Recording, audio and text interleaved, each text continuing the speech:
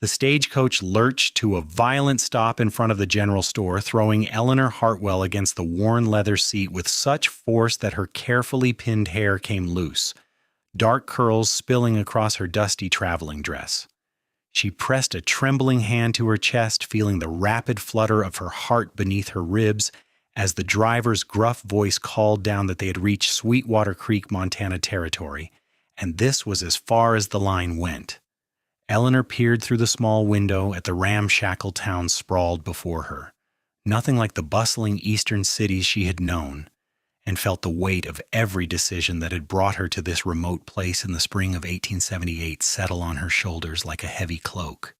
The air outside carried the scent of pine and horse and something wild she could not name as Eleanor stepped down from the coach, her worn boots sinking slightly into the mud-rutted street. The driver hauled her single trunk down with a thud that seemed to echo her sense of finality, tipped his hat without meeting her eyes, and climbed back onto his perch. Within moments, the stagecoach was rolling away, leaving her standing alone in front of strangers who had paused in their daily routines to stare at the newcomer. Eleanor lifted her chin, determined not to show the fear that clawed at her throat, and turned toward the building marked with a weathered sign reading Sweetwater Creek General Store and Post. Inside, the dim interior smelled of tobacco, leather, and the sharp tang of pickle brine. A woman stood behind the counter, perhaps 40 years old, with steel-gray hair pulled severely back and eyes that assessed Eleanor with the practiced efficiency of someone who had seen every type of person the frontier could produce. Eleanor approached, smoothing her skirts with hands that she willed to steadiness, and cleared her throat. "Excuse me, ma'am, I'm looking for work. Any kind of respectable work. I can read and write, I can keep accounts, and I'm not afraid of hard labor." The words came out more desperately than she had intended, and she saw something shift in the woman's expression, though whether it was pity or contempt, she could not tell. The woman set down the bolt of fabric she had been measuring and leaned forward, resting her weathered hands on the scarred wooden counter. "You are a long way from anywhere, miss. What brings a lady like you to Sweetwater Creek with nothing but a trunk and desperation in her eyes?" Eleanor felt heat rise to her cheeks, but held the woman's gaze. "I had a position as a governess in Helena, but the family decided to return east. I chose to stay in the territory. I heard there might be opportunities in the smaller towns." It was not the whole truth, but it was enough of it. She did not mention the man in Helena who had promised her marriage and security, only to reveal a wife and 3 children when Eleanor had already given up her position in Boston to travel west. She did not mention the shame that had driven her to leave Helena in the dark hours before dawn, or the dwindling coins in her reticule that represented everything she had left in the world. The woman studied her for a long moment, then nodded slowly. "My name is Martha Connolly. My husband and I run this store. We do not need help here, but I might know someone who does." She paused, seeming to weigh her words carefully.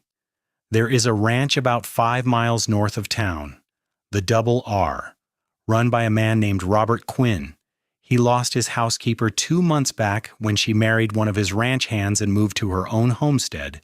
He has been managing on his own, but a ranch does not run itself, and a man living alone can only do so much. He might be willing to take you on." Eleanor's heart leaped with hope, even as her practical mind urged caution. "Is he a decent man? I will not place myself in a situation where I might be compromised or ill-treated." Martha's expression softened slightly. "Robert Quinn is as decent as they come in this territory, and that is saying something. He is quiet, keeps to himself mostly, but he has never been anything but fair in his dealings. He lost his brother in a riding accident 3 years back, and he has been running the place alone ever since. He comes to town once a week for supplies, always pays his accounts on time, never causes trouble. If you want my honest opinion, he is probably lonely as hell out there, but he is too stubborn and too proud to admit it." Something in Martha's tone suggested there was more to the story, but Eleanor was in no position to be particular. "How would I get word to him? I cannot afford to rent a room and wait for his weekly visit." Martha wiped her hands on her apron and came around the counter. "My son can ride out there this afternoon. It will cost you $1 for his trouble and the use of the horse. If Quinn agrees to see you, Jacob can bring you back with an answer. If he says no, well, you'll have to figure out your next step. $1 was more than Eleanor wanted to spend from her meager funds, but she had little choice. She reached into her reticule and produced the coin, placing it on the counter with as much dignity as she could muster. "I would be grateful for your help, Mrs. Connolly." The older woman's eyes held something that might have been approval. "You can wait in the back room. There's a chair and some day-old bread if you are hungry. Jacob will not leave until after the noon stage comes through, so you have a few hours to rest." Eleanor spent those hours in a small, stuffy room that smelled of dust and old wool, her mind racing with possibilities and fears. What if this Robert Quinn was not as decent as Martha believed? What if he took one look at her and sent her away? What if he was an old man with foul breath and wandering hands, or a young brute who thought a housekeeper was something more than a servant? She had no references, no connections, no safety net if this failed. The bread was indeed stale, but she ate it slowly, making it last, and tried not to think about what might come next. When Jacob Connolly finally appeared in the doorway, he was a lanky boy of perhaps 16 with his mother's shrewd eyes and his father's easy smile. He looked Eleanor up and down with the frank curiosity of youth and jerked his chin toward the door. "Got your trunk loaded in the wagon, miss? We will head out now if you're ready. It is a decent ride, so you might want to use the necessary before we go." The journey to the Double R Ranch took them through rolling grassland dotted with pine and cottonwood, following a rough track that could barely be called a road. Jacob kept up a steady stream of conversation, pointing out landmarks and sharing bits of local gossip with the casual friendliness of someone who had never known real hardship. Eleanor learned that Sweetwater Creek had been established 6 years earlier, that the winter snows could bury a man to his waist, that the nearest doctor was in Bozeman and getting there could take 2 days depending on the weather. She learned that Robert Quinn had bought his land from a prospector who struck it rich and moved to California, that he ran cattle and horses, and that he was considered one of the more successful ranchers in the area despite working alone. What Jacob did not say, but what Eleanor intuited from the pauses and careful word choices, was that Robert Quinn was the subject of considerable speculation among the townspeople, particularly the unmarried women and their matchmaking mothers. A successful rancher without a wife was a prize in territory where men outnumbered women 10 to 1, and yet Quinn apparently showed no interest in courting or socializing. Martha had called him lonely and stubborn, and Eleanor wondered what else lay beneath that description. The ranch came into view as they crested a low rise, and Eleanor felt her breath catch despite herself. The main house was built of honey-colored logs chinked with white clay, sitting in a natural clearing with the mountains rising blue and magnificent behind it. A barn and several outbuildings stood nearby, all showing signs of good maintenance and care. Corrals held horses that lifted their heads to watch the approaching wagon, and she could see cattle grazing in the distance. But what drew her eye immediately was the wide front porch that stretched across the entire face of the house, and on that porch sat 2 rocking chairs positioned side by side as though waiting for occupants who had not yet arrived. Jacob pulled the wagon to a stop in front of the house and called out a hello. For a moment there was no response, and Eleanor felt her stomach clench with anxiety. Then the front door opened, and a man stepped out onto that porch, and Eleanor found herself staring with an attention that went beyond mere assessment of a potential employer. Robert Quinn was not what she had expected. Perhaps 30 years old, tall and lean, with the kind of build that came from hard physical labor rather than natural inclination, he moved with an easy grace that spoke of confidence in his own body. His hair was dark brown, nearly black, and fell to his collar in a way that suggested he cut it himself without much concern for fashion. His face was angular, all strong bones and sharp lines, weathered by sun and wind but not yet aged by time. But it was his eyes that held her attention, gray-blue like a winter sky, and filled with a wariness that matched her own. He looked at Jacob first, nodding a greeting. Then his gaze moved to Eleanor and stopped. She saw him take in her travel-stained dress, her wind-tangled hair, the trunk in the back of the wagon, and something flickered across his expression too quickly for her to name. When he spoke, his voice was deep and measured, with the careful cadence of a man who chose his words with intention. "Jacob, Mrs. Connolly sent word you were coming. I take it this is the woman looking for work?" Eleanor did not wait for Jacob to answer.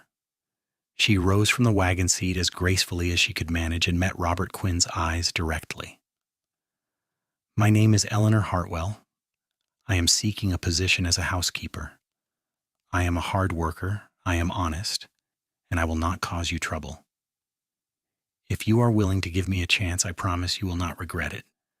Something in her directness seemed to surprise him.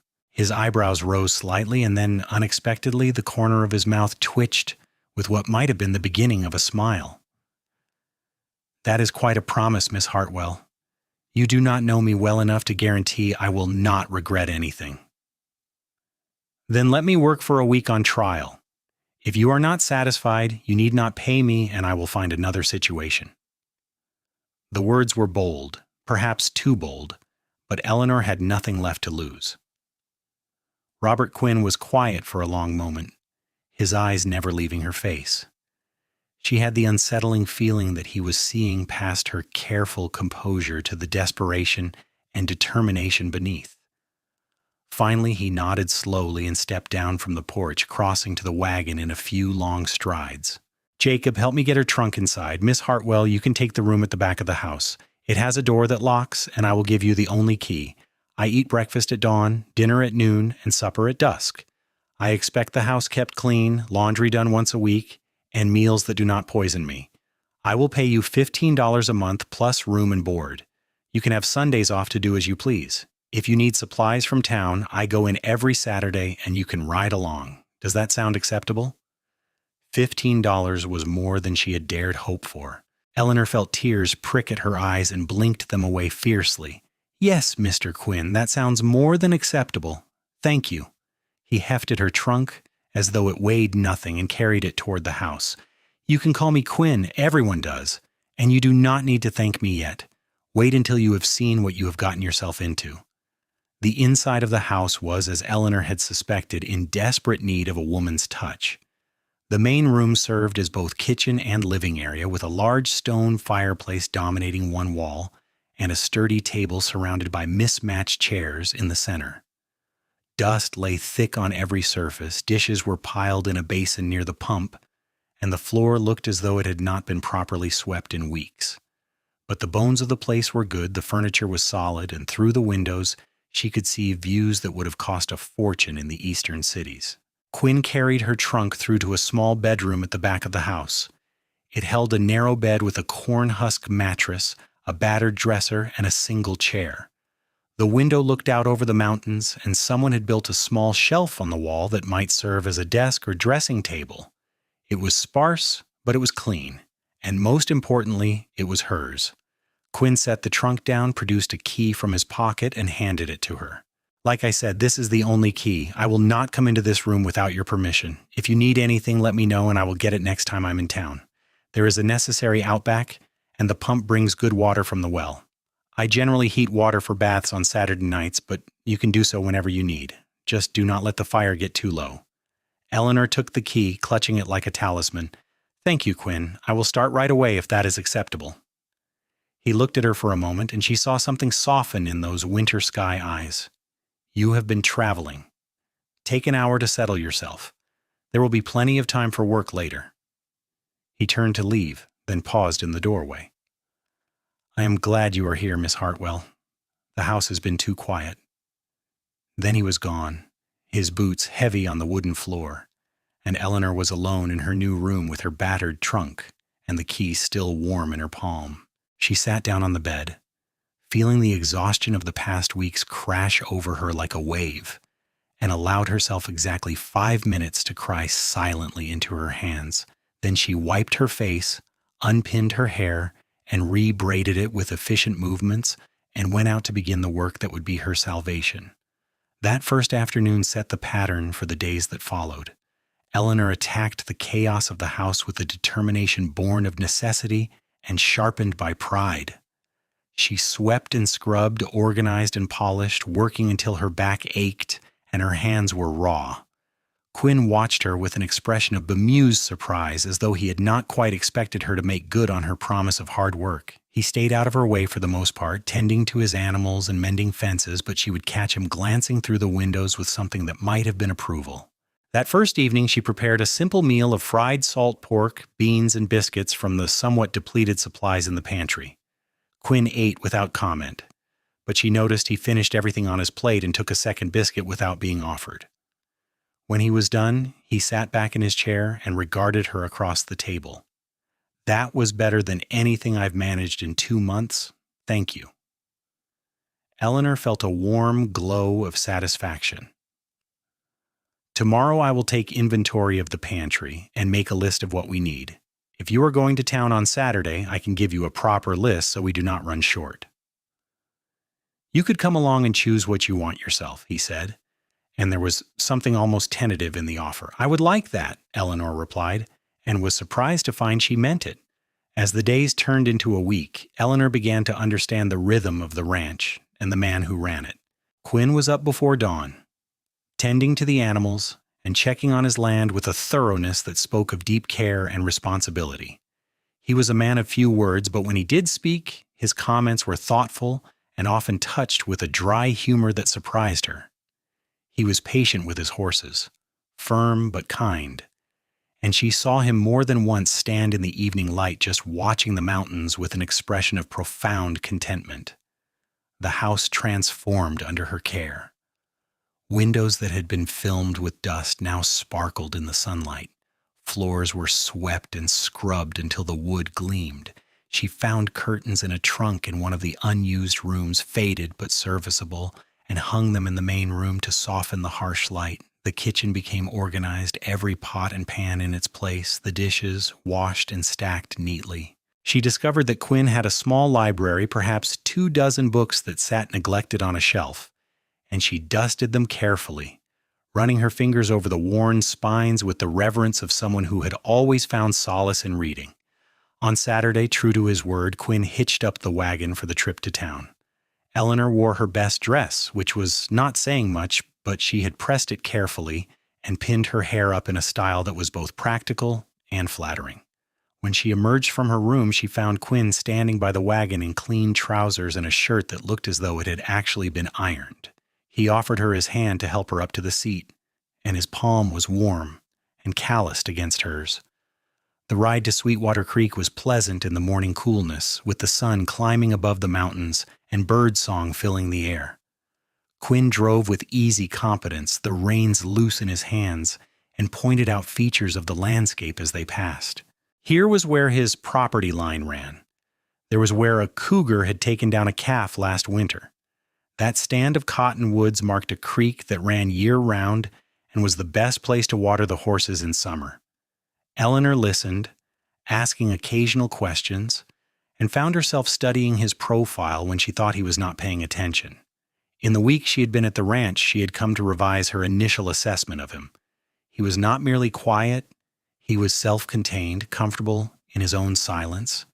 He was not standoffish, he was simply unused to company and uncertain how to navigate the presence of another person in his space, and he was not cold, despite the wariness in his eyes.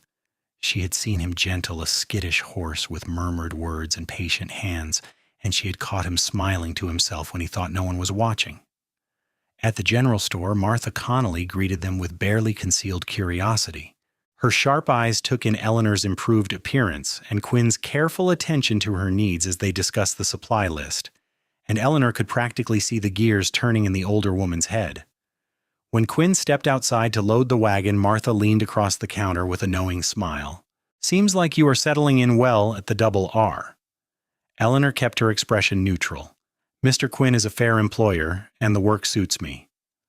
"Mr. Quinn, is it? He looks at you like you are more than just hired help, dear. I have known that man for 5 years, and I have never seen him bring anyone to town with him. He always did his business alone and left as quickly as he came." Heat rose to Eleanor's cheeks.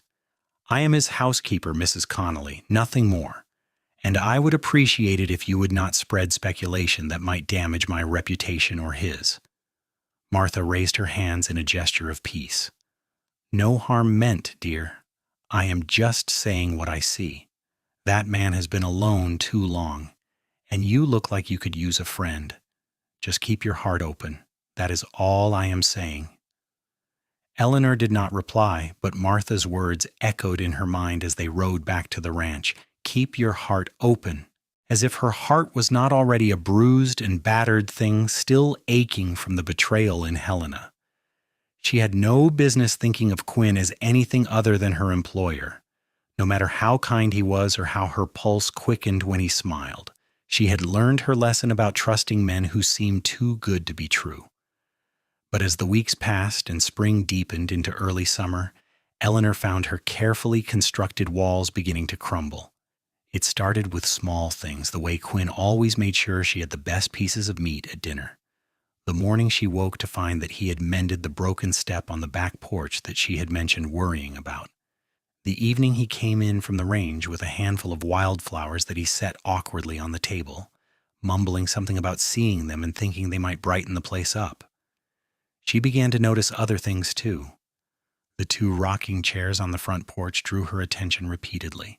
They were well made, crafted with care, and positioned at the perfect angle to watch the sunset over the mountains. One showed signs of regular use, the wood polished smooth by years of sitting. The other was equally well made but looked almost untouched, as though it had been waiting for someone who had not yet arrived. One evening after the dishes were washed and put away, Eleanor found herself drawn to the porch. The air was soft and warm, carrying the scent of grass and distant pine. Quinn was already there, sitting in his usual chair and gazing out at the fading light. She hesitated in the doorway, uncertain, until he glanced back and gestured to the empty chair beside him. Sit, if you like. The sunset is worth watching tonight.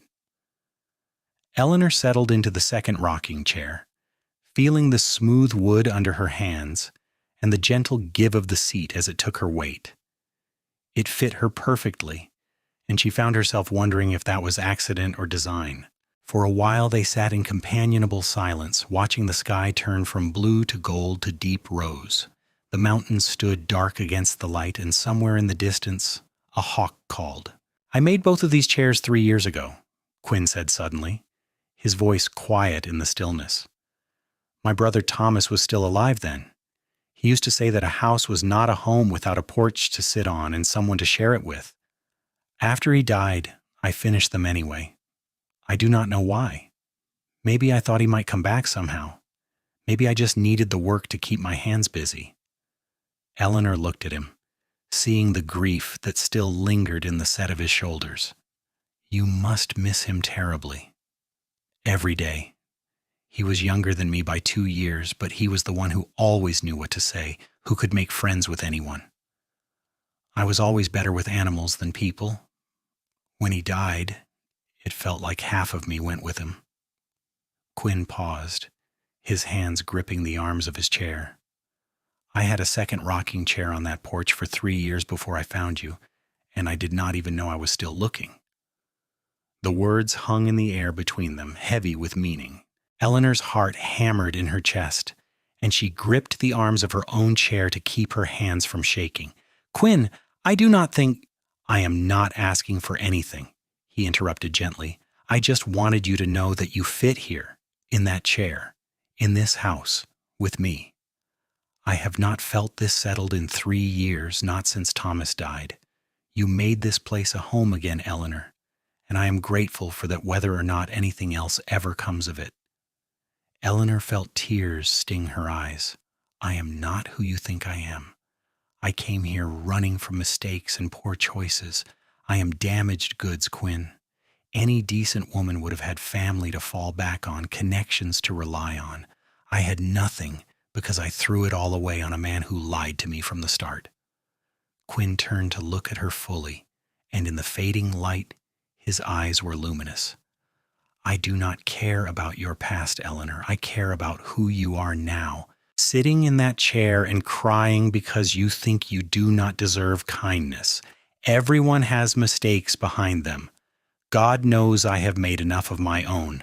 What matters is what we do with the time we have left. What are you saying? Eleanor whispered, afraid to hope and afraid not to.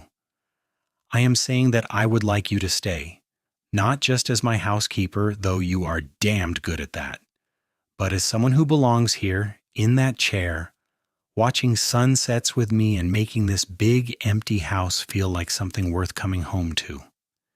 He reached across the space between their chairs and held out his hand, palm up, an offering without demand. I am saying that I think I am falling in love with you, Eleanor Hartwell, and I would very much like to see where that might lead us if you are willing. Eleanor looked at his outstretched hand, at the calluses and scars that marked a life of hard work, at the steadiness in his fingers that promised safety and truth. She thought about the man in Helena who had made her similar promises and broken them without remorse. She thought about the risk of trusting again, of opening her battered heart to the possibility of more pain. But she also thought about the past weeks, the quiet companionship, the small kindnesses that had been given without expectation of return. She thought about sitting in this rocking chair every evening for the rest of her life, watching the sun set over these mountains with this steady, honest man beside her. She placed her hand in his.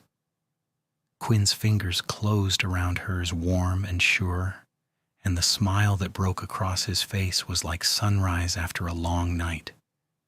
They sat there together as the stars began to emerge overhead, hands joined between the two rocking chairs, and Eleanor felt something she had not felt in months. The gentle unfurling of hope. The days that followed were subtly transformed.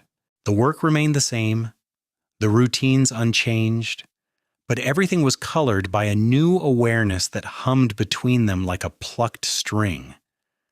Eleanor caught herself smiling as she kneaded bread, remembering the way Quinn had looked at her that morning over breakfast. Quinn found reasons to come into the house more often, ostensibly to fetch a tool or check on something, but really just to be near her for a few extra moments. They were careful with each other, moving slowly, learning the geography of this new territory they had entered. Quinn was courting her, Eleanor realized, in the old-fashioned way that her grandmother would have approved of. He brought her small gifts from the range, interesting stones, unusual feathers, once a perfect bird's nest that had fallen from a tree. He asked her opinion on ranch matters, listening seriously to her thoughts even when she protested that she knew nothing about cattle or horses. He told her stories about his childhood in Missouri, about the journey west with Thomas, about the dreams they had shared for this land. In turn, Eleanor found herself opening up in ways she had not anticipated. She told him about growing up in Boston, the daughter of a school teacher who had died when she was 15, leaving her to make her own way. She spoke of her love for books and learning, her frustration with the limited opportunities available to women, her decision to become a governess because it at least allowed her to use her education. And one night, sitting in their rocking chairs under a sky full of stars, she told him about Helena, about the man who had courted her with poetry and promises, about the devastating moment when she learned the truth. Quinn listened without interruption, his face grave in the moonlight. When she finished, he was quiet for a long moment. Then he said, "He was a fool and a liar, and you deserved better than that. You deserve better than that now. I cannot promise you an easy life, Eleanor. This is hard country, and ranching is hard work. But I can promise you honesty, I can promise you respect. And I can promise you that if you give me your heart, I will guard it like the treasure it is." Eleanor turned to him, seeing the sincerity written in every line of his face.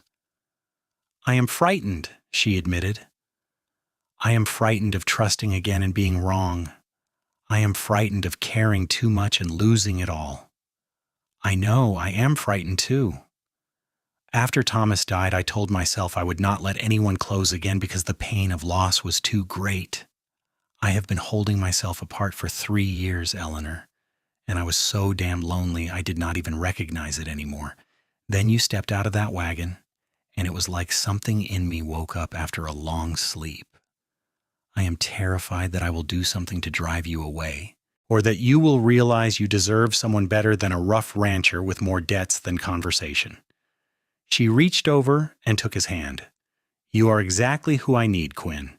You are steady and true, and you see me as a whole person, not just a pretty face or a convenient solution to a problem. That is more than I ever dared hope for."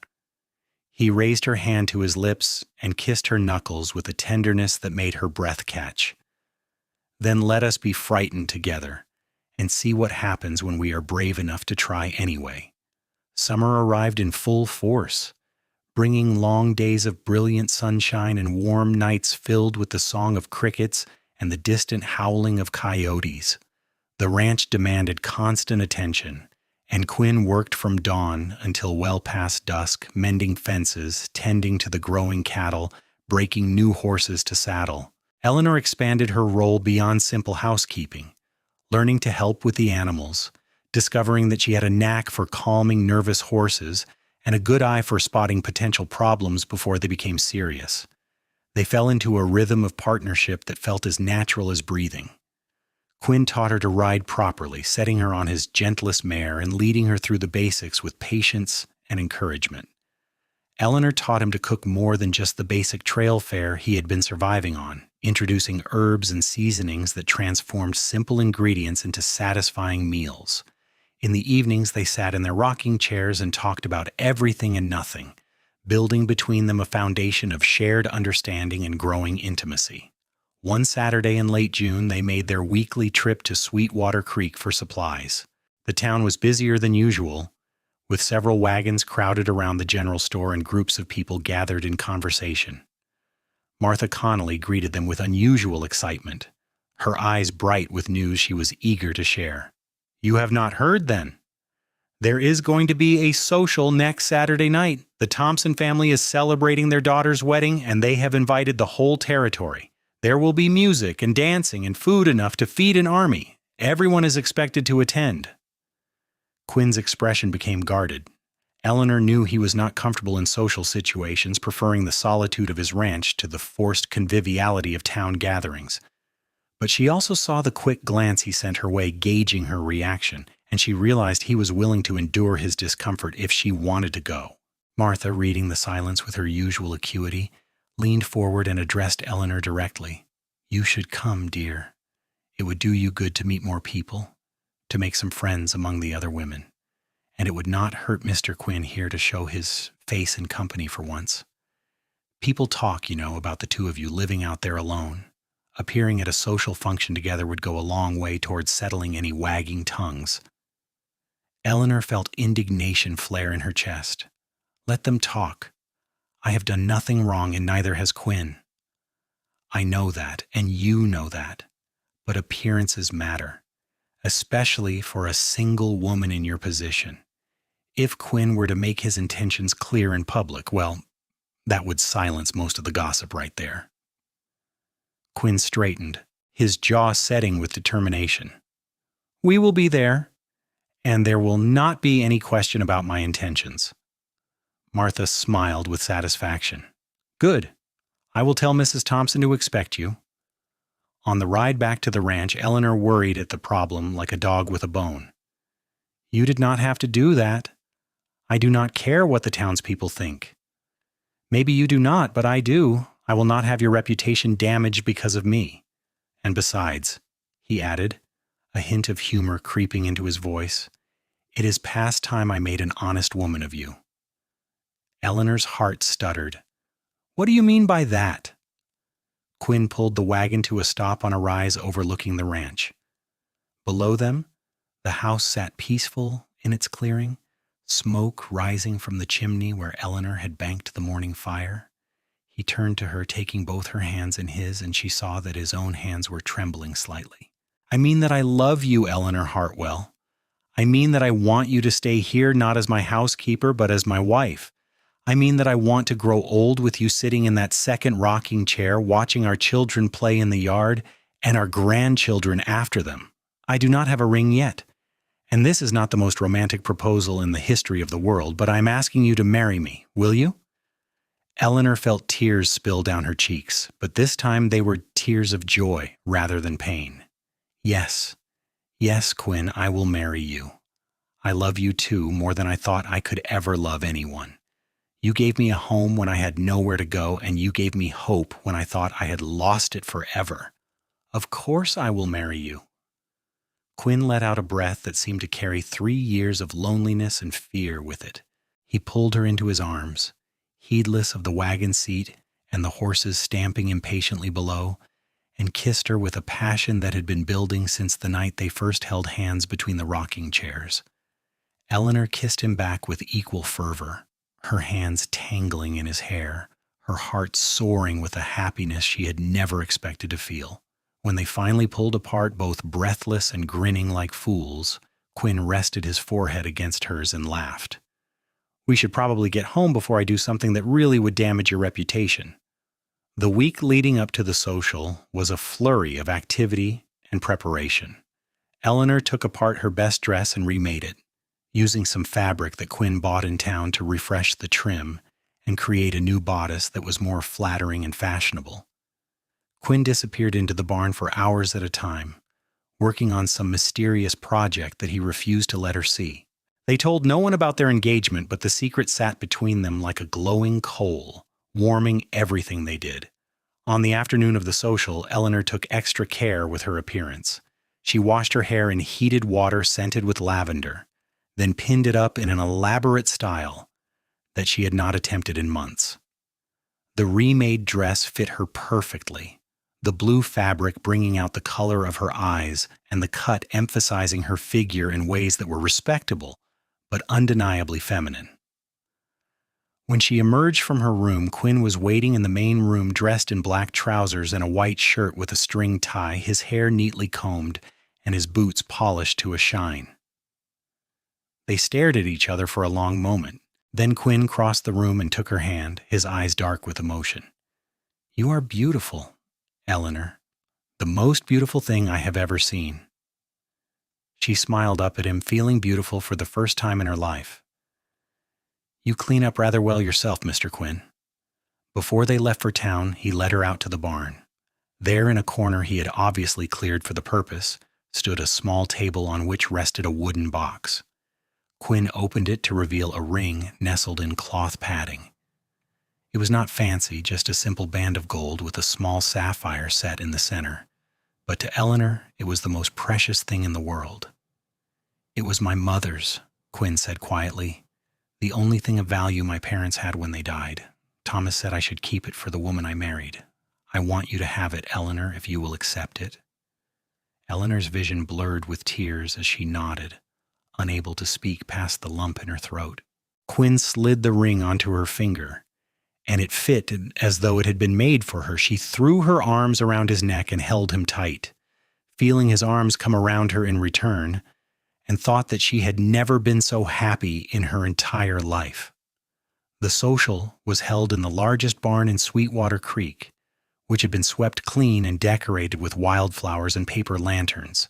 Tables laden with food lined one wall, and a space had been cleared for dancing, with a small group of musicians tuning their instruments in the corner.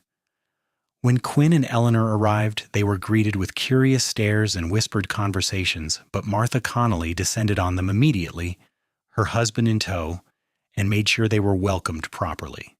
Eleanor found herself introduced to a bewildering array of people, ranchers and their wives, shop owners, farmers, even the mayor of the small town. She shook hands and smiled and tried to remember names, all the while aware of Quinn standing protectively at her side, his hand never far from hers. Some of the women were openly friendly, curious about the mysterious woman who had captured the attention of the territory's most eligible bachelor. Others were cooler, their eyes assessing and judgmental, and Eleanor knew they were the ones Martha had warned her about. When the music started, Quinn surprised her by leading her onto the floor for a waltz. He was not a natural dancer, but he moved with the same steady competence he brought to everything else, guiding her through the steps with confidence. As they turned around the floor, Eleanor was aware of all the eyes watching them, but she found she did not care. Let them watch. Let them see that she belonged here, in Quinn's arms, in this life they were building together. Halfway through the evening, during a pause in the music, Quinn did something that shocked everyone present. He raised his hand for attention, and the crowd gradually quieted, all eyes turning to them. Eleanor felt her heart begin to pound, unsure what he was planning. Quinn cleared his throat, obviously uncomfortable with the attention, but his voice was steady when he spoke. I want to thank the Thompson family for hosting this social and all of you for welcoming us tonight. I'm not much for speeches, but I have something I need to say publicly. 3 months ago, Eleanor Hartwell came to work as my housekeeper. In that time, she has become much more than hired help. She has become my best friend, my partner, and the woman I love. Tonight I'm asking her in front of all of you to be my wife. Eleanor, will you marry me? The barn erupted in gasps and excited chatter. Eleanor stood frozen for a heartbeat, aware that every person in the room was waiting for her answer. Then she smiled, tears streaming down her face, and said clearly, I already said yes earlier today, but I will say it again for everyone to hear. Yes, Quinn, I will marry you. The crowd broke into applause and cheers. Quinn pulled her into his arms and kissed her soundly to the delight of the assembled witnesses. When they finally broke apart, they were immediately surrounded by well-wishers offering congratulations and advice. Martha Connolly was crying openly, declaring that she knew it would happen from the moment she saw them together. Even the women who had been cool earlier seemed to thaw, caught up in the romantic gesture and the obvious sincerity of Quinn's declaration. The rest of the evening passed in a blur of celebration. Eleanor danced until her feet ached, talked until her voice was hoarse, and accepted more congratulations than she could count. Quinn stayed close, his pride in her evident in every glance and gesture. When they finally climbed into the wagon for the ride home, well past midnight, Eleanor was exhausted but happier than she had ever been. Under the stars, with the soft night air cooling their flushed faces, Quinn took her hand. Thank you for saying yes. Thank you for giving me a chance when you had every reason not to trust again. Eleanor squeezed his fingers. Thank you for being worthy of that trust. Thank you for seeing me when I felt invisible, for valuing me when I felt worthless. You saved me, Quinn, in more ways than you know. We saved each other, he corrected gently. I was just as lost as you were, Eleanor. I just did not know it until you showed me what I was missing. They were married 4 weeks later in a simple ceremony performed by the circuit preacher in the same barn where Quinn had proposed publicly. Eleanor wore a new dress made of cream-colored silk that Martha Connolly had ordered specially from back east, insisting it was her wedding gift to them. Quinn wore his best suit, the same one he had worn to the social, and stood beside her with such obvious love and devotion that several women in the small congregation cried. Eleanor had no family present, having been estranged from her distant relatives for years, but the Connolly family stood up for her as surrogate kin. Jacob walked her down the makeshift aisle, his young face solemn with the importance of his role. Martha sat in the front row, dabbing at her eyes with a handkerchief. When the preacher asked who gave this woman to be married, Jacob said clearly, "Her friends do," and Eleanor felt a rush of gratitude for these people who had welcomed her into their community. The ceremony itself was brief but meaningful. They exchanged simple vows, promising to love and honor each other through whatever trials the frontier might bring. When Quinn slipped his mother's ring onto her finger for the second time, this time with the authority of marriage behind it, Eleanor felt something click into place inside her, as though she had finally found the spot in the world where she was always meant to stand. The wedding breakfast was held at the general store, with tables set up in the street and food contributed by half the town. There was music and laughter, toasts and well wishes, and a general air of celebration that warmed Eleanor's heart.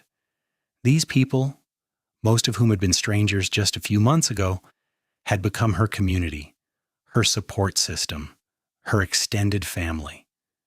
She looked around at their smiling faces and felt tears of gratitude prick at her eyes.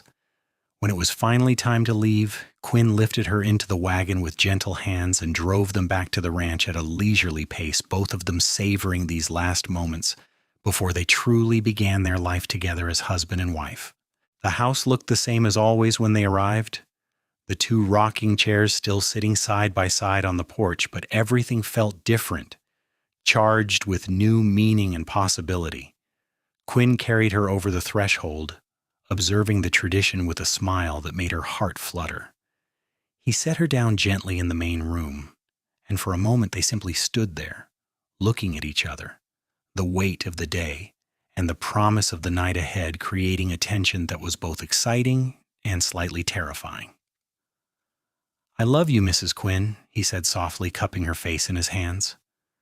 "I love you too," Eleanor replied, and then there were no more words needed. Their wedding night was everything she had hoped it would be and more. Quinn was tender and patient, taking his time to make sure she was comfortable and happy, and Eleanor found herself responding with a passion that surprised them both. They came together as equals, as partners, as two people who had been alone too long and had finally found their way home. In the weeks and months that followed, Eleanor settled into her new role as wife and partner with a contentment that still sometimes took her by surprise. She and Quinn worked the ranch together, their different skills and strengths complementing each other perfectly. He taught her everything he knew about cattle and horses, about reading the weather, and understanding the land. She brought her education and organizational skills to bear on the ranch records, discovering ways to improve their efficiency and profitability that Quinn had never considered. Their evenings were still spent in the rocking chairs on the porch, watching the sun set over the mountains and talking about their days. But now there was an added intimacy to their conversations, a comfort born of shared experiences and growing trust. Quinn told her things he had never spoken aloud to anyone, his fears and hopes and dreams. Eleanor opened up about her past in ways she had not been able to do before, finding healing in the telling and comfort in his unwavering acceptance. The first winter of their marriage was hard, testing them in ways neither had anticipated. Snow fell thick and deep, cutting them off from town for weeks at a time. The cold was brutal, and they lost several head of cattle to the harsh conditions despite their best efforts. There were days when Eleanor wondered if they would make it through, when the isolation and hardship seemed overwhelming. But Quinn was steady through it all, his determination unwavering, and Eleanor found strength she did not know she possessed. They worked together to keep the remaining animals alive, breaking ice on frozen troughs and hauling hay through drifts that came up to their waists. They huddled together at night for warmth, finding comfort in each other's presence even when words failed. And slowly, painfully, they made it through to spring. When the snow finally melted and the first green shoots appeared, they stood together on the porch and looked out at the land that had tested them so severely. Quinn put his arm around Eleanor's shoulders, and she leaned into him, feeling the solid strength of him against her side. "We made it," she said simply. "We did. And we will make it through whatever else comes as long as we have each other." Eleanor turned to kiss him, tasting the promise on his lips, and knew he was right. Spring brought new life to the ranch in more ways than one.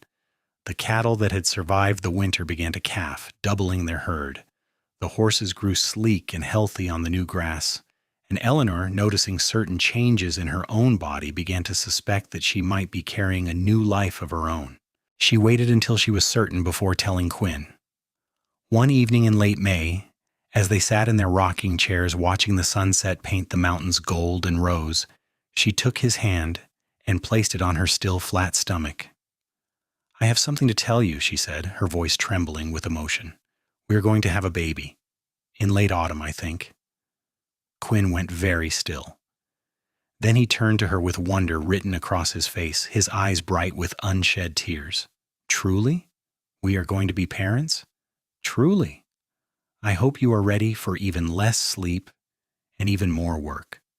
He laughed, a sound of pure joy, and pulled her into his arms.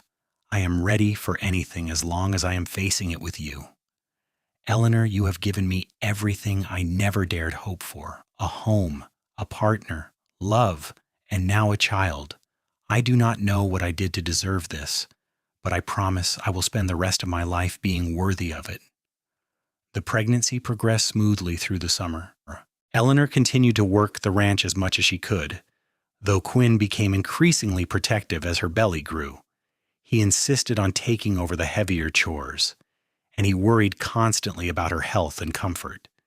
It was endearing, if occasionally frustrating, and Eleanor found herself both touched and amused by his anxious attention.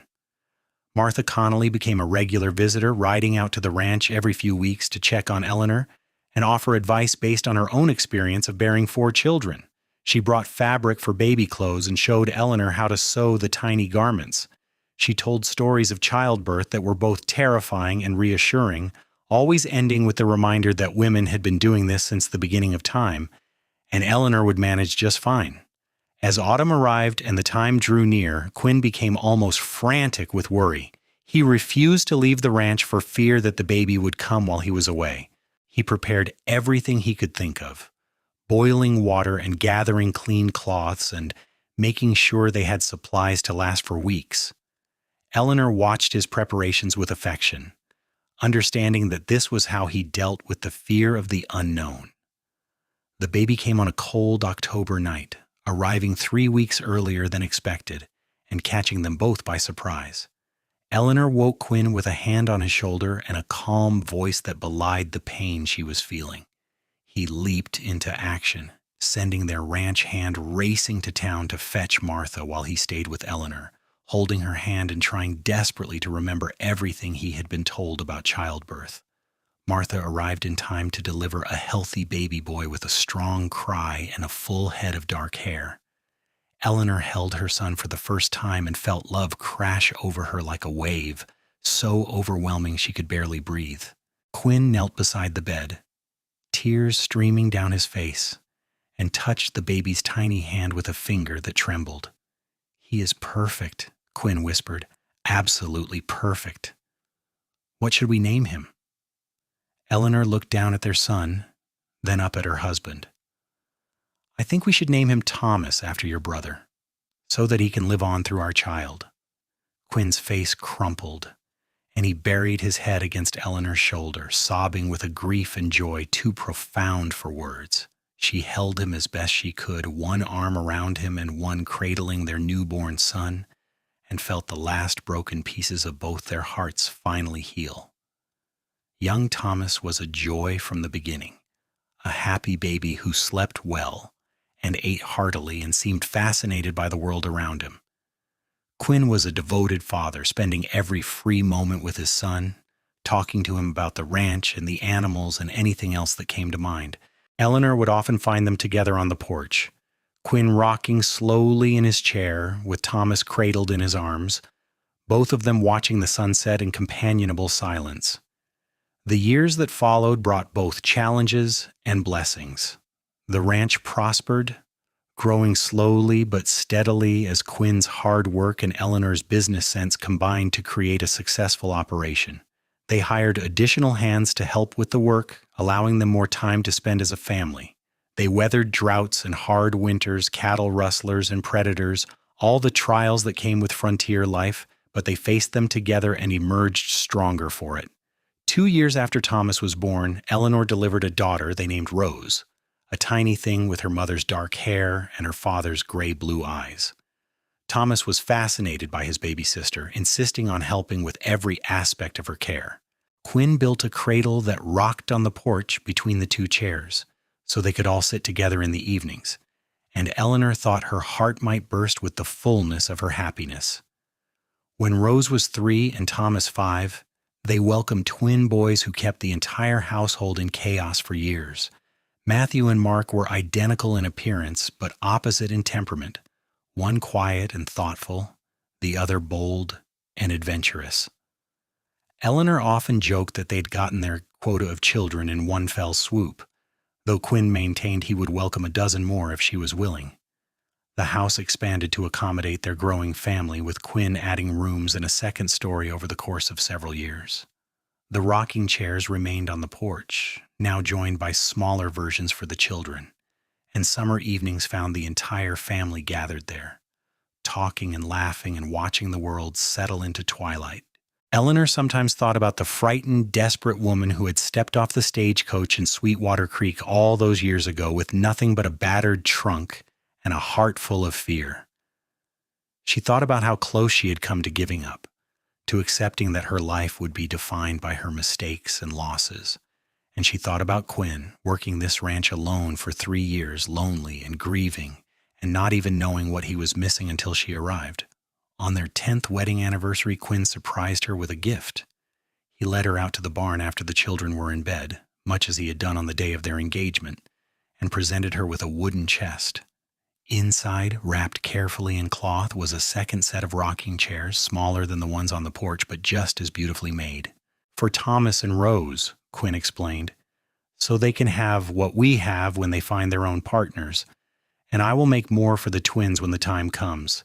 I want all our children to know what it means to have someone to sit beside, someone to share the sunset with." Eleanor wrapped her arms around him, feeling tears sting her eyes, as they so often did when confronted with his quiet thoughtfulness. "You have given me everything, Quinn. Everything I never dared dream of. You gave me my life back, Eleanor. You took a lonely, broken man and showed him how to live again. That second rocking chair sat empty for 3 years, and then you came along and made it mean something. Made everything mean something." They walked back to the house hand in hand, past the corrals where their horses dozed, and the fields where their cattle grazed under stars that blazed overhead with fierce brilliance. The porch beckoned, and they settled into their chairs as they had done thousands of times before, the wood worn smooth by years of use, and worn warm by years of love. Thomas Quinn pulled his wife close, and Eleanor rested her head on his shoulder, and together they rocked gently as the night deepened around them. Somewhere in the house, one of the children stirred and called out in sleep. The mountains stood eternal against the sky. A coyote sang to the moon. And on the porch of the Double R Ranch, 2 rocking chairs moved in perfect synchrony, carrying 2 souls who had found each other against all odds and built a life that was richer than either had imagined possible. The years continued to flow past like water, bringing changes and growth to both the family and the ranch. Thomas, their eldest, grew into a serious young man with his father's steady nature and his mother's intelligence. He took to ranching as though born to it, working beside Quinn from the time he could walk and showing a natural affinity for the animals and the land. By the time he was 15, he was doing the work of a grown man, and Quinn would often tell Eleanor that they were blessed beyond measure to have such a son. Rose was entirely different, a whirlwind of energy and opinions who kept everyone on their toes. She had her mother's love of books and learning, but she combined it with a fearlessness that sometimes frightened her parents. She could outride most of the ranch hands by the time she was 12, and she had strong ideas about how the ranch should be run that she was not shy about sharing. Eleanor saw herself in her daughter, or rather the woman she might have been if she had been given the freedom to develop without constraint, and she made sure Rose had every opportunity to grow into her full potential. The twins, Matthew and Mark, remained as different as night and day despite their identical faces. Matthew was the thinker, always reading or working on some project, his mind constantly turning over problems and solutions. Mark was the adventurer, climbing trees and exploring every corner of the ranch, coming home muddy and grinning and full of stories. Together they were an unstoppable force, and Eleanor often said they would either do something great or get into spectacular trouble, possibly both. When Thomas was 18, he met a young woman named Sarah at a social in town. She was the daughter of a neighboring rancher, a quiet girl with gentle hands and a kind smile, and Thomas fell for her with an intensity that reminded Eleanor of Quinn's courtship of her. They were married the following spring, and Quinn built them a small house on the far corner of the ranch property, giving Thomas his independence while keeping him close. On Thomas and Sarah's wedding day, Quinn presented them with the rocking chairs he had made years before. Eleanor watched as her son and his new bride sat in those chairs on their own porch for the first time, and she felt the circle of life completing itself. That night, she and Quinn returned to their own porch and their own chairs, and Quinn took her hand as he had done countless times before. "I had a second rocking chair on that porch for 3 years before I found you," he said, repeating the words he had spoken so long ago. And now our son has his own chairs, and someday his children will too. That is legacy, Eleanor. That is what we built together." Eleanor squeezed his hand, her heart too full for words. She thought about the journey that had brought them here, from her desperate arrival in Sweetwater Creek to this moment of watching their family grow and flourish. She thought about all the evenings they had spent in these chairs, talking and planning and dreaming together. She thought about the children they had raised and the life they had built through hard work and unwavering commitment to each other. Rose, true to her independent nature, announced at 17 that she wanted to go to college back east. It was an audacious plan for a rancher's daughter in Montana Territory, but Eleanor and Quinn had always encouraged their children to pursue their dreams. They scraped together the money for tuition and traveling expenses, and in the fall of 1898, they put their only daughter on a train bound for Boston. Eleanor cried for 3 days after Rose left, missing her fierce, brilliant daughter with an ache that surprised her with its intensity. Quinn held her and let her grieve, understanding that this was the price of raising children who had wings as well as roots. But they were proud too, proud of Rose's courage and determination, proud that their daughter had opportunities they never had. Rose wrote faithfully every week, filling her letters with descriptions of her classes and the city and the new ideas she was encountering. She studied literature and philosophy, sciences and mathematics, drinking in knowledge, with a thirst that reminded Eleanor of herself at that age. After 4 years, she returned with a degree and a head full of plans, determined to start a school in Sweetwater Creek for children whose families could not afford to send them away for education. Quinn donated land for the school building, and the community came together to construct it. Rose became the first teacher, and Eleanor found herself assisting, rediscovering her own love of teaching that had been set aside for so many years. Together, mother and daughter educated a generation of frontier children, giving them tools they would need to build their own futures. The twins took different paths as they grew. Matthew studied law through correspondence courses, eventually becoming the territorial representative for their district and working to help Montana achieve statehood. Mark became a horse trader, traveling throughout the region and building a reputation for honest dealing in quality animals. Both remained close to the family, returning to the ranch regularly and bringing their own families when they married.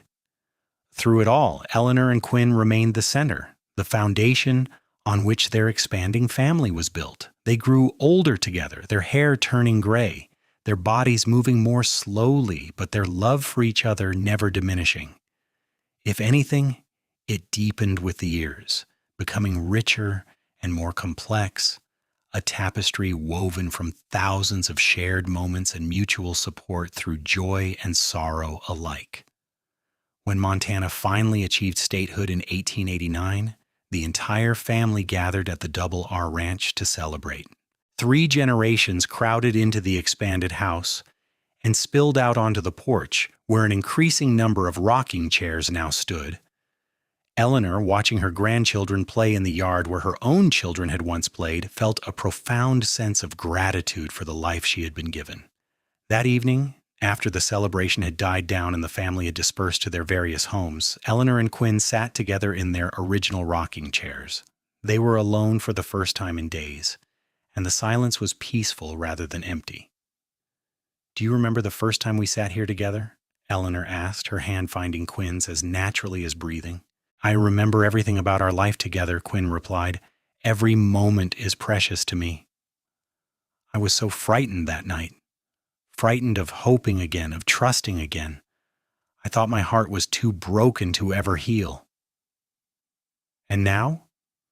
Eleanor smiled, turning to look at the man who had been her partner for more than 30 years. His face was lined now, weathered by decades of sun and wind, but to her he was as handsome as the day they met. "Now I know that hearts are more resilient than we think, that love can heal even the deepest wounds, if we are brave enough to accept it."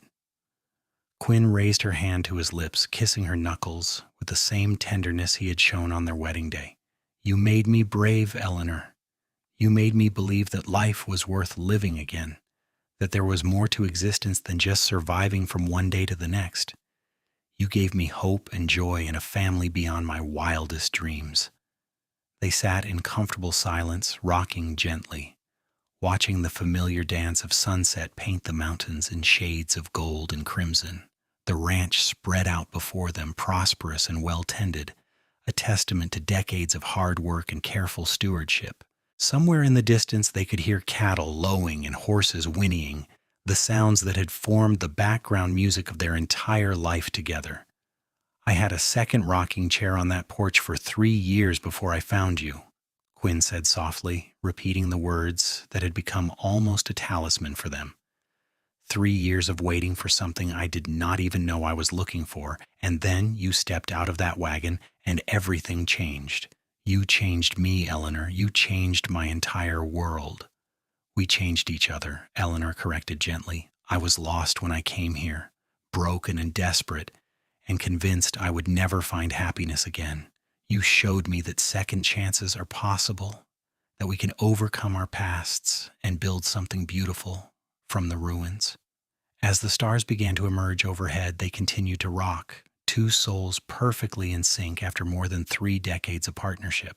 They had weathered storms and droughts, loss and hardship, the endless challenges that came with frontier life. And they had raised 4 children to adulthood, building a legacy that would extend far beyond their own years. They had built not just a ranch, but a dynasty, not just a house, but a home filled with love and laughter and the kind of contentment that only comes from a life well lived. The years continued their inexorable march. Eleanor and Quinn celebrated their 40th wedding anniversary surrounded by children, grandchildren, and even a few great-grandchildren. The ranch had expanded considerably, with Thomas running the operation now, while Quinn served as advisor and mentor. Rose's school had become an established institution, educating hundreds of children over the years. Matthew had been instrumental in writing Montana's state constitution and continued to serve in the legislature. Mark's horse trading business had made him wealthy and respected throughout the region. But success and prosperity, while satisfying, were not what mattered most to Eleanor and Quinn. What mattered were the quiet moments, the daily rituals that had sustained them through 4 decades of marriage. The morning coffee shared before the sun rose, the discussions about ranch business and family matters, the evening hours in their rocking chairs watching the world settle into night. These were the things that defined their life together, the small, precious moments that accumulated into a lifetime of love. Eleanor's health began to decline when she was in her early 70s. Nothing dramatic, just the slow wearing away that comes with age and a lifetime of hard work. She moved more slowly, tired more easily, but her mind remained sharp and her spirit undiminished. Quinn, only a few years older, adjusted his own routine to match hers, slowing down when she needed to slow down, offering support without making her feel diminished. On a warm evening in late June, when the wildflowers were blooming across the meadows and the air was sweet with the scent of grass and pine, Eleanor and Quinn sat together in their rocking chairs as they had done for more than 40 years. Eleanor was wrapped in a shawl despite the warmth, feeling cold in a way that had nothing to do with the temperature. "I think my time is getting short," she said quietly, without fear or regret. "I can feel it, Quinn. My body is wearing out." Quinn's hand tightened on hers, but his voice was steady when he spoke. "Then we will face it together, as we have faced everything else. I am not afraid of the end, Eleanor, only of being without you. You will not be without me. I will be in every corner of this ranch, in every child and grandchild we created together, in every sunset watched from these chairs. And someday, not too long from now, I hope, you will join me and we will sit together wherever we end up and watch new sunsets." Tears ran down Quinn's weathered face, but he smiled through them. "I love you, Eleanor Quinn. I loved you from the moment you stepped out of that wagon, and I will love you until the stars burn out and beyond. And I love you, my steady, faithful, wonderful man. You saved me, gave me a life beyond my wildest dreams, and made me happier than I ever thought possible. They sat together as the sun sank below the mountains, their hands clasped tight, two hearts beating in the same rhythm they had maintained for more than 4 decades. The rocking chairs moved in perfect synchrony, forward and back, a gentle motion that had measured out the minutes and hours and days of their life together. Eleanor passed peacefully in her sleep 2 weeks later, with Quinn holding her hand and their children gathered around her bed. She slipped away as gently as falling asleep, and Quinn, feeling the moment her spirit left her body, bowed his head and wept for the loss of his partner, his love, his best friend. The funeral was attended by seemingly half of Montana, a testament to the lives Eleanor and Quinn had touched over the decades. She was buried on a hill overlooking the ranch, with a simple headstone that bore her name and the words, "Beloved wife, mother, teacher, friend." The rocking chair she had occupied for so many years sat empty on the porch, and Quinn could not bring himself to move it. The family worried about Quinn in the months after Eleanor's death. He aged visibly, the light going out of his eyes, his movements becoming slow and uncertain. Thomas took over complete control of the ranch, and Rose came to stay for several weeks, but Quinn seemed to be fading, losing his will to continue without his partner. But as summer turned to autumn, something changed. Quinn began to spend more time on the porch, sitting in his rocking chair and talking quietly to the empty one beside him. The family initially worried that he was losing his mind, but they gradually realized he was not delusional or confused. He was simply continuing the conversation that had sustained him for 40 years, maintaining the connection that death had not truly severed. On a crisp October evening, with the aspens turning gold on the mountainsides and the first frost silvering the grass, Quinn gathered his children and grandchildren around him on the porch.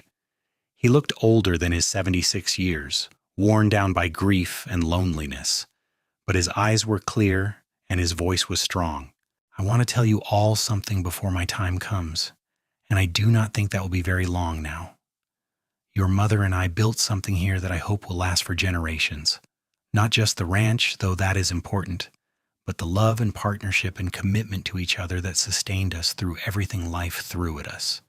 I had a second rocking chair on that porch for 3 years before I found her, and I spent 42 years grateful every single day that she came into my life." He paused, looking at each of his children in turn. "You all know your own version of our story, but I want to make sure you understand what it really means. When your mother arrived here, we were both broken people trying to survive. We could have stayed broken, could have just gone through the motions of living without ever truly being alive. But we chose differently. We chose to take a chance on love, to build something together, to create a family and a legacy that would outlast us both." Thomas stepped forward, tears running down his face. "You did that, Pa. You and Ma built something amazing here." Quinn nodded slowly. "We did it together. That is the important part. Never forget that partnership, that willingness to work together and support each other is the foundation of everything worthwhile in life. When you find someone who fits in the chair beside you, who makes the rocking synchronized instead of chaotic, you hold on to them and never let go." Rose knelt beside her father's chair, taking his hand. "We will remember, Papa. We will tell our children and our children's children about you and Mama, about the love you shared and the life you built." Quinn smiled, reaching out to cup his daughter's face with his weathered hand. "Your mother would be so proud of the woman you became. Fierce and intelligent and brave, all of you have made us proud. You are our legacy, and you will carry what we built into the future." As autumn deepened and winter approached, Quinn grew weaker. He spent most of his time on the porch now, wrapped in blankets, with family members taking turns sitting with him. He talked to Eleanor constantly, his voice quiet but animated, as though she was sitting in the chair beside him responding to everything he said.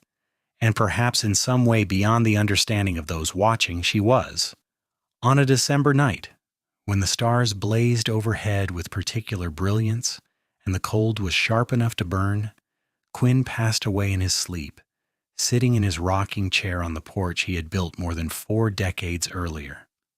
Thomas found him in the morning, peaceful and still, his hand reaching out toward the empty chair beside him as though clasping fingers that were no longer visible.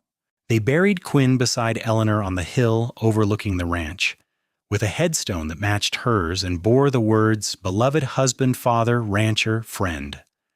The two rocking chairs were moved from the porch and placed in the family barn, carefully preserved for future generations. Thomas and his brothers commissioned a plaque to be mounted on the porch, bearing the words their father had spoken so many times. "I had a second rocking chair on that porch for 3 years before I found you. And in finding you, I found my life." The years continued to pass, as years do, and the Double R Ranch prospered under Thomas's management and later under his sons. Rose's school became legendary, educating generations of Montana children. Matthew's legal legacy helped shape the state's development. Mark's descendants continued the family's tradition of horse breeding and trading. But more than the material success or public achievements, what endured was the story of Eleanor and Quinn, told and retold around dinner tables and on summer evenings, passed down through generations as both family history and moral instruction. The tale of two broken people who found each other against all odds and built something beautiful from their shared determination to overcome their pasts. The rocking chairs, carefully preserved in the barn, became almost sacred family relics. When Thomas's son got married, he commissioned exact replicas to place on his own porch. When Rose's granddaughter fell in love, she asked for the same. The tradition spread through the family, so that eventually there were rocking chairs on porches throughout Montana, all descendants of the originals that Quinn had made with his own hands. The story took on different forms as it was passed down, gaining embellishments and losing details as stories do. But the core remained the same. The cowboy who made 2 rocking chairs and waited 3 years before a desperate young woman arrived to fill the second one. The partnership they built. The love that sustained them through decades of frontier hardship. The legacy they left that extended far beyond their own lives. On the 100th anniversary of Eleanor's arrival in Sweetwater Creek, the family held a reunion at the Double R Ranch. More than 200 descendants gathered, filling the house and yard with noise and laughter and life. The original rocking chairs were brought out of storage and placed in their ancestral position on the porch, carefully preserved but showing their age. The oldest living descendant, Thomas's daughter Margaret, who was herself in her 80s, stood on the porch and addressed the assembled family. She told the story as she had heard it from her father, who had heard it from Quinn himself. She spoke of desperate beginnings and chosen hope, of partnership and love, of building something lasting in an impermanent world. "They started with nothing but determination, and ended with this," Margaret said, gesturing to encompass the ranch, the family, the gathered generations.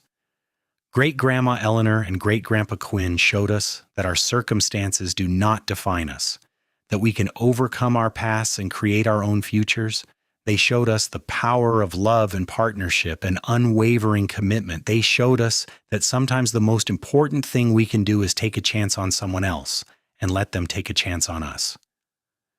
As the sun set over the mountains that evening, casting the same golden light that Eleanor and Quinn had watched together for so many years, the family gathered on the expanded porch.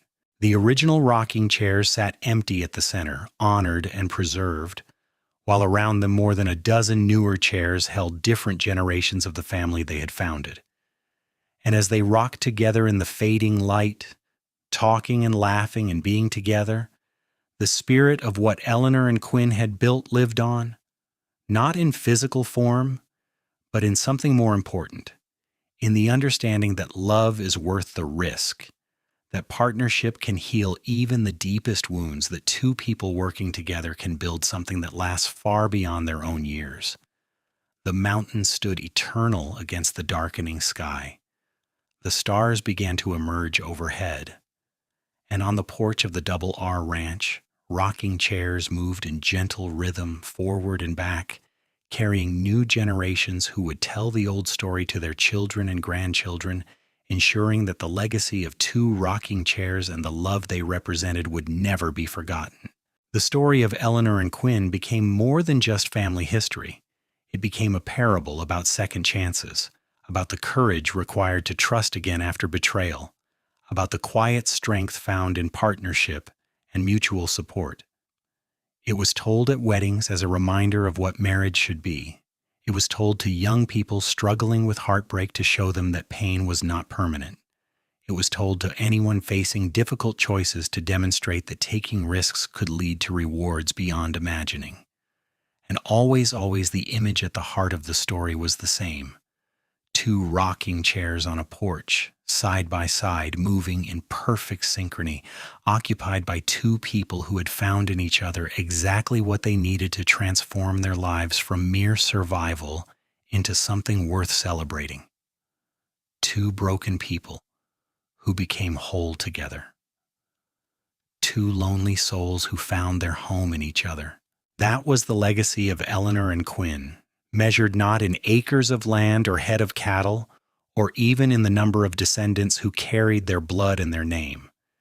Their true legacy was the understanding they passed down through generations that love, real love built on respect and partnership and unwavering commitment, was the greatest treasure anyone could possess. That having someone to sit beside while watching the sunset was worth more than all the gold in Montana. That a second rocking chair, waiting patiently for the right person to fill it, was not empty but rather full of possibility. And so the story continued, passed from generation to generation, changing in details but constant in its essential truth. The story of a cowboy who said, "I had a second rocking chair on that porch for 3 years before I found you," and the woman who was brave enough to sit in it, beginning a love story that would endure long after both of them had turned to dust, carried on in the hearts and lives of everyone they had touched.